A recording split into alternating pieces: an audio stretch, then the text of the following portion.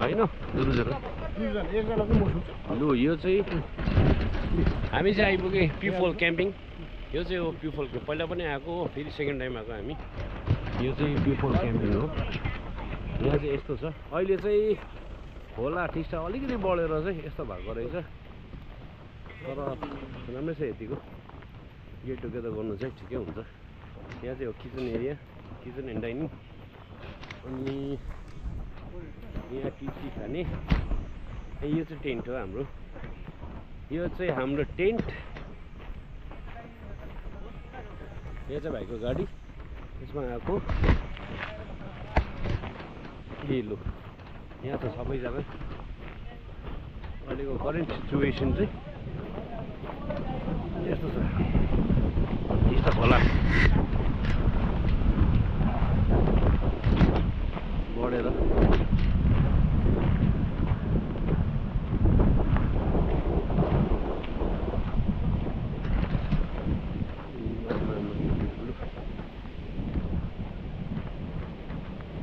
यस्तो चाहिँ टिस्टा खोला चाहिँ कस्तो छ भनेको होइन, छेउमा रहेछ टिस्टा त। अम्बो लु यस्तो चाहिँ पहिला चाहिँ हामी यहाँ गएर स्विमिङ खेलेको थियौँ यहाँनिर रेली खोलामा। र यो टिस्टाले डल्लै उयो गरेर यो चाहिँ हो टिस्टा।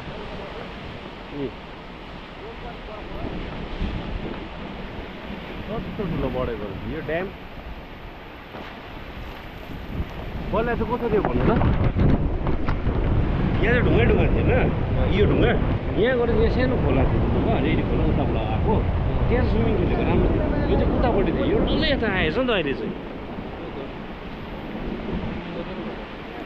डल्लै यता आइदिएछ नि त। त्यसो भएको रहेछ के गर्नु अब यसो छ।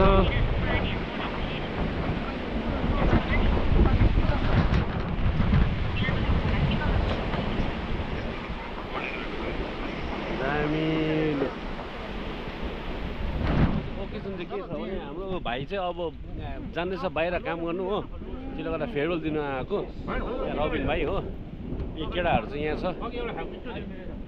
अन्त यहाँनिर चाहिँ जग्गा चाहिँ कस्तो छ, जग्गा चाहिँ दामी छ, जग्गा चाहिँ एकदम दामी छ। अहिले त अलिक शीतल भइरहेको छ टिस्टाकै त्यहाँनिर हो।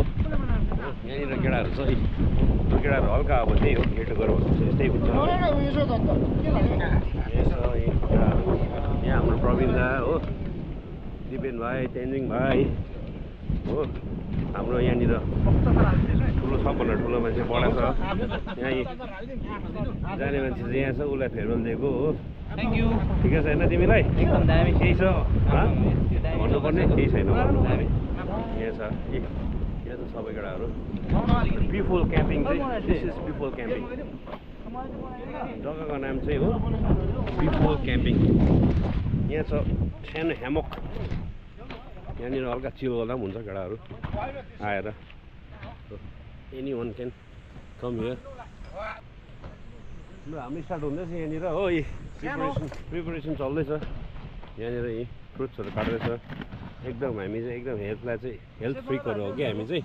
फ्रुट्सहरू खालि खान्छ, मासु सासु खाँदैन हामी, फ्रुट्स खान्छ। फ्रुट्समा पनि एकदम अर्ग्यानिक। यहीँबाट निकालेको आँप यहीँ हो। This is mango tree. यहीँबाट निकालेर चाहिँ हामी स्यालेड खाँदैछ हो, फ्रुट स्यालेड। यहाँ चाहिँ हाम्रो मोस्ट फेमस एन्ड पपुलर सेफले हामीलाई प्रिपेयर गर्दैछ फ्रुट स्यालेड हो। हेरौँ सरप्राइज दिन्छु भनेको छ, कस्तो सरप्राइज हुन्छ।